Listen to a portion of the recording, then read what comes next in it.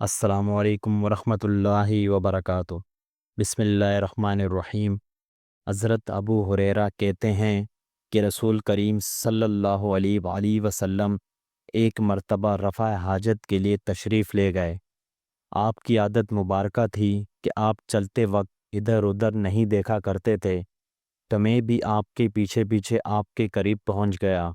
مجھے دیکھ کر آپ نے فرمایا کہ مجھے پتھر ڈھونڈ دو تاکہ میں ان سے پاکی حاصل کروں، یا اسی جیسا کوئی لفظ فرمایا، اور فرمایا کہ ہڈی اور گوبر نہ لانا۔